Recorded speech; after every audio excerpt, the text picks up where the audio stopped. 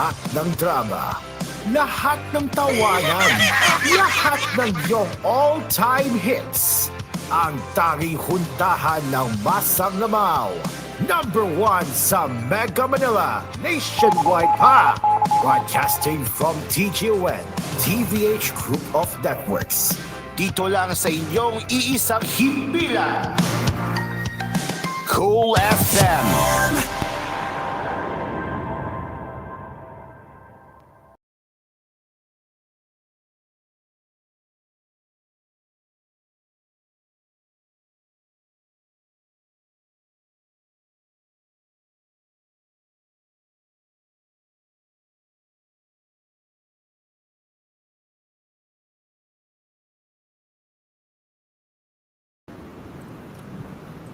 Good afternoon. This is koolNews at 4. I'm Cairo.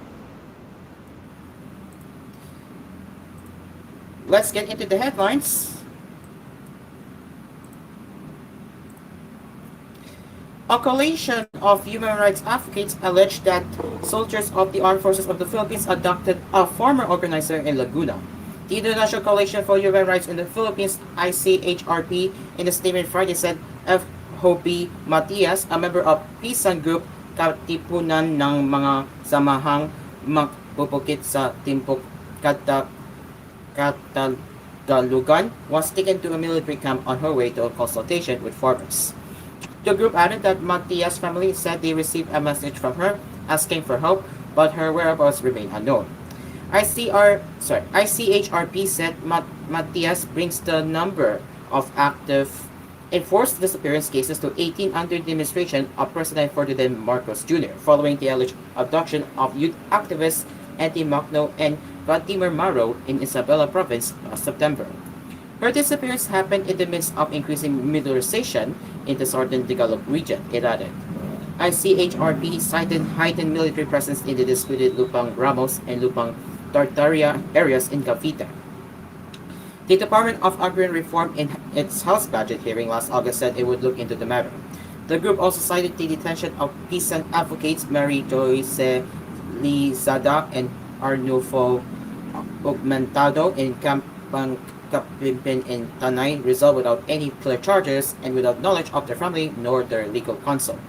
As we celebrate Peace Month this October, ICHRP calls on the international community to turn its solidarity to the peace and struggle for land in the Philippines amidst worsening attacks by state forces, the group said.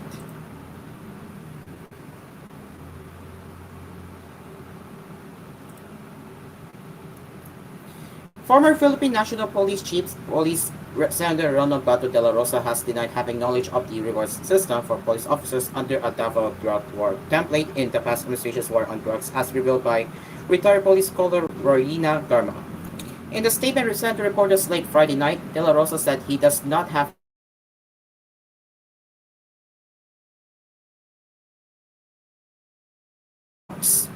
According to Garma, police officers involved in the killing of drug suspects are rewarded or compensated for every suspect killed, planned operations, and operational expenses. I have no idea on that, De La Rosa said. When asked if Duterte ordered him to implement a reward system when he was PNP chief, De La Rosa said such a directive does not exist. There was not, De La Rosa said. Garma made the revelations during the sorry, I think we got disconnected here. We apologize for some technical difficulties.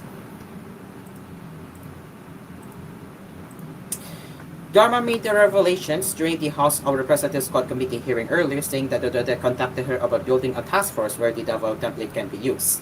She also confirmed that the rewards given to police officers who kill in drugs operations range from 20,000 pesos to 1 million pesos. My amount po, Mr. Chair, from what I understand, is starting from 20,000 pesos to 1 million pesos. But I am not familiar sa mga bracketing, Mr. Chair, Garma noted. Garma and National Police Commissioner Commissioner Edilberto Leonardo were both invited by the Quad Committee over rumors that they are linked to different extrajudicial killings. Now stand by as I will reconnect to my Roblox. Again, for whatever reason, my connection just dropped, so give me a moment to resolve this one.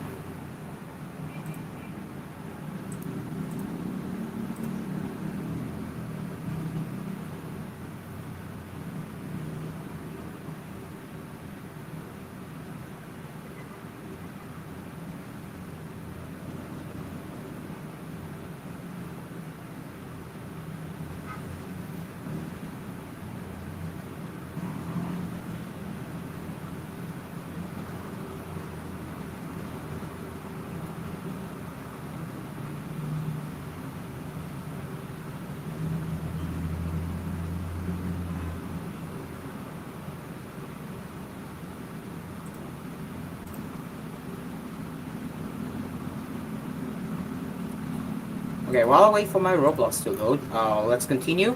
Police anti-narcotics operatives dismantled on Friday, October 11, an alleged drug den and arrested four suspects in Padre Garcia town in Batangas province. A report by the regional police on Saturday, October 12, disclosed that the suspects were identified by their aliases as Ronald, Armand, Rafi, and Kenrick were arrested around 6:31 p.m. during a bypass operation in the suspected drug den in Barangay Village, Bawi. The report said Harold, the alleged den maintainer, supposedly sold a pack of a Shabu crystal meth to a poster buyer in the transaction held in a shack owned by the suspect. The operatives caught the three other suspects inside the shack sniffing Shabu, police said.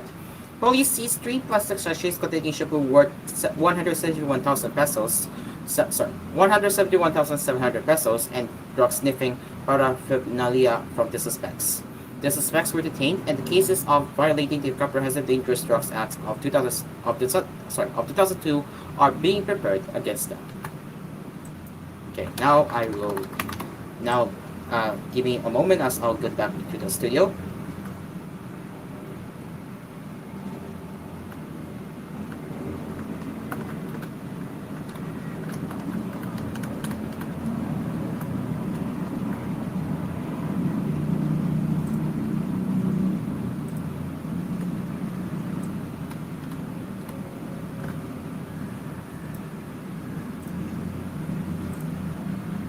Okay, I'm now back in the studio. Let's continue.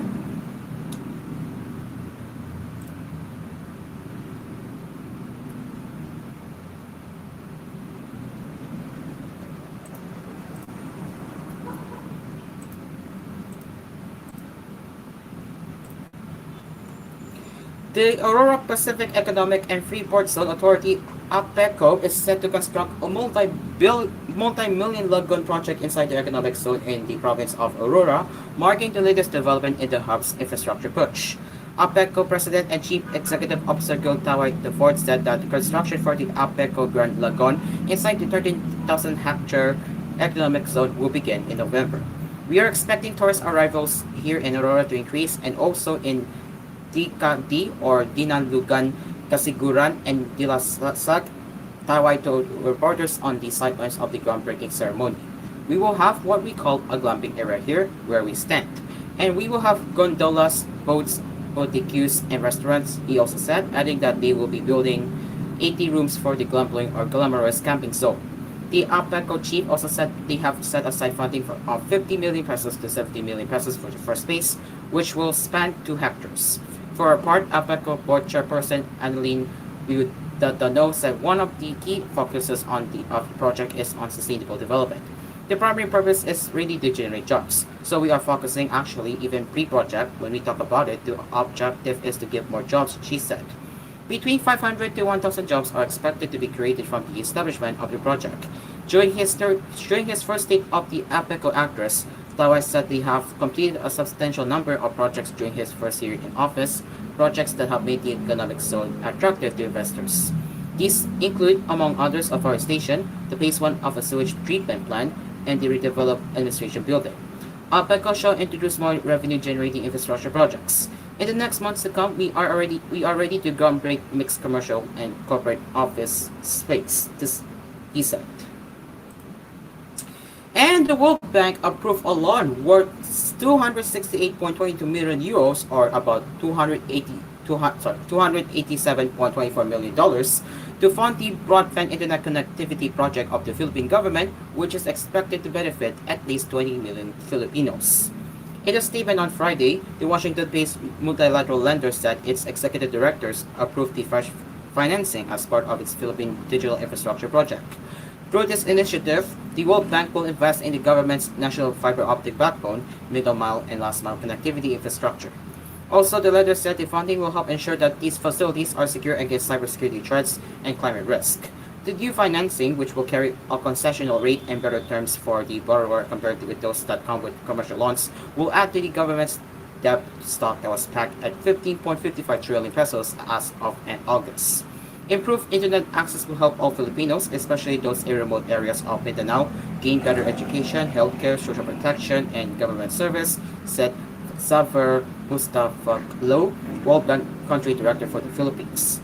This project fosters a brighter future for lagging regions by connecting everyone and ensuring that the poorest and most vulnerable Filipinos can benefit from the power of technology, Mustafa Luz added. The national fiber optic backbone refers to a network of high-capacity cables that link different regions of the country. Carrying large amounts of data at high speeds, this network serves as the principal data highway for communications within the country. The World Bank said this project will complete the remaining parts of the backbone, connecting the two main international landing stations in Baler, Luzon, and Davao City, Mindanao.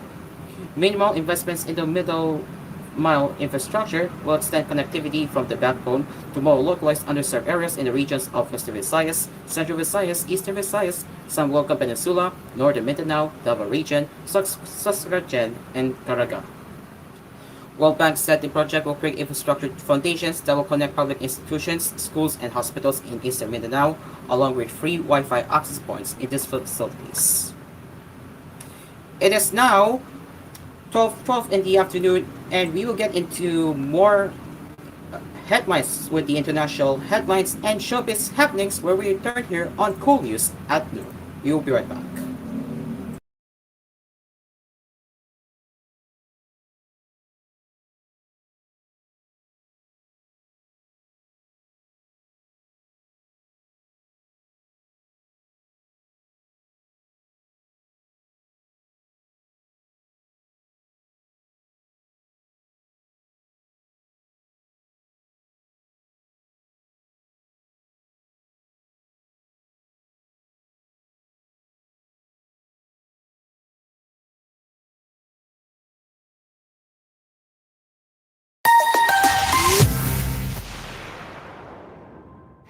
Reminisce the memories and the good times at Siesta Musica. Early morning sunshine.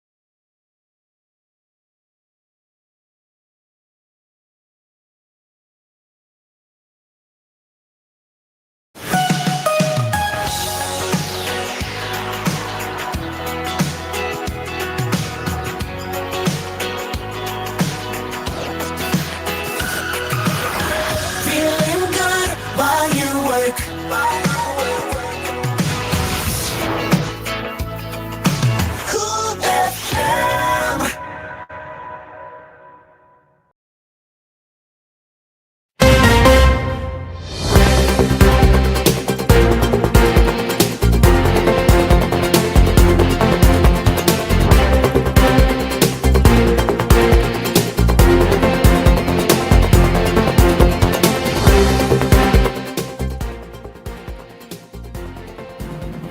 Welcome back to Cool News at Noon.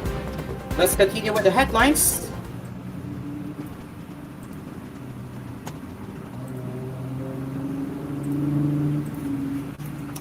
The Bangko Sentral ng Pilipinas will likely opt for a quarter point interest rate cut at its policy meeting next week. Bank of the Philippine Islands said, adding that the current global easing cycle may increase demand for risky asset classes as investors chase higher yield.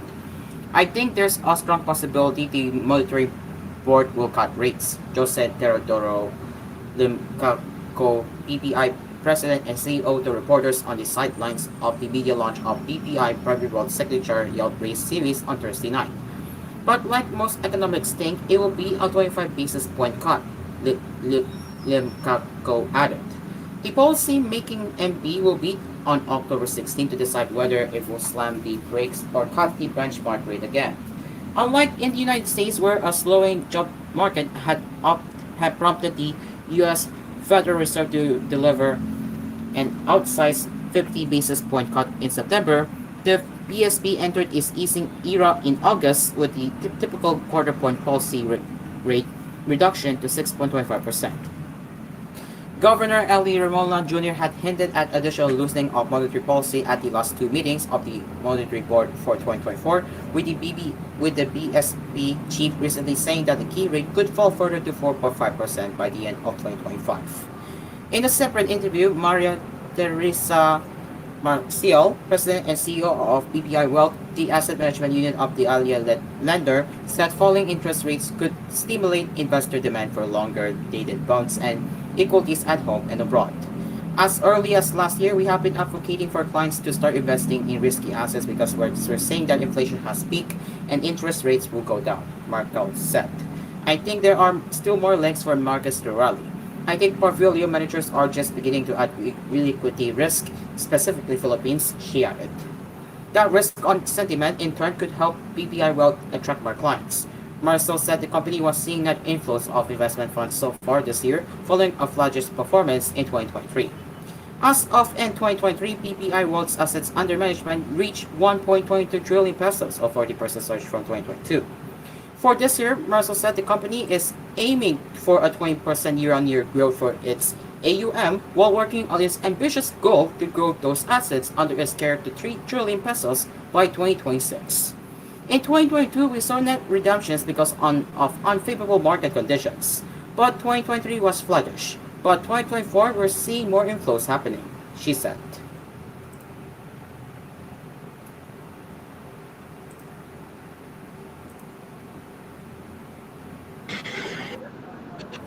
And looks like our fellow Cool News anchor, TJ Steven Luluwadasol, is here. So, Steven, do you have any updates regarding the JIL? Good afternoon, Kalamao, ladies and gentlemen. It is now 12:23 here in Manila. In the next 45 minutes,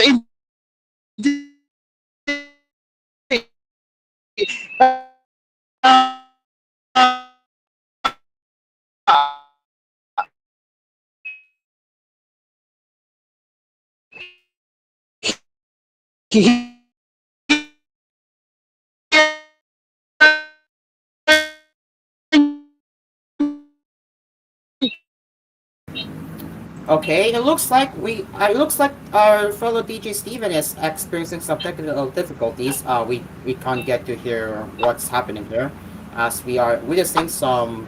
Uh, yeah, you can hear DJ Steven struggling here right now. Um, DJ Steven Wonderful, would you mind rejoining the VC? I cannot hear you. You're struggling. You're struggling. You're struggling. You might want to rejoin because I cannot hear you right now. Okay. TJ Steven? Okay, TJ Steven, the Lord of the Soul? Okay, we will get back into him later, but for now let's continue with the with with the with the headlines right now.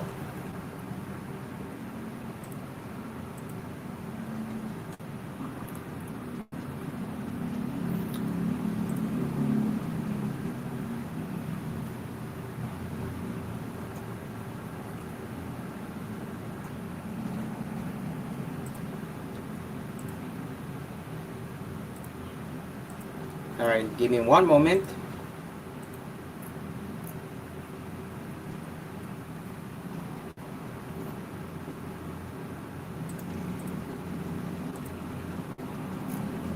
Okay, human rights lawyer Chow Digno demanded urgent and immediate action regarding the allegation of the reward system in the implementation of the Duterte administration's bloody drug war. The Philippine National Police was clearly turned into a killing machine by the previous government. Everyone involved in the war on drugs must be held accountable, led by President Rodrigo Duterte and his cohorts, Digno said in a statement Saturday. At the House Quad Committee hearing on Friday night, retired police colonel Rorina Garma revealed that President Rodrigo Duterte wanted to apply a nationwide reward system for police officers involved in the implementation of his war on drugs campaign. Garma told lawmakers about an anti-drug drive template in Davao, which Duterte purportedly wanted to carry through on a national scale and which entailed the offering of cash incentives to police officers for every drug suspect killed. No civil society can tolerate giving rewards for the taking of human lives. Criminals must be punished in accordance with the law, not killed. We must never ever have a police force that is both judge and executioner, pointed out Digno, chair of the Human Rights Lawyers Network Free Legal Assistance Group. The veteran rights advocate also recalled his call for a ban on the use of narrow and drugs lists, stronger accountability measures, a clearance from the Commission on Human Rights as a requirement for promotions in the police force, and the creation of an independent forensics agency.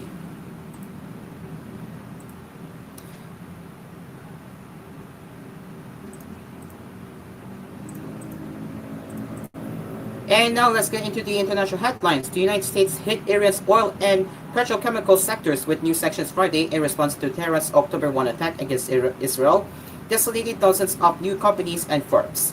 The Treasury Department said it was going after Iran's shadow fleet of ships involved in selling Iranian oil in circumvention of existing sanctions, designated 10 companies and 17 vessels as block property over their involvement in shipments of Iranian petroleum and petrochemical products.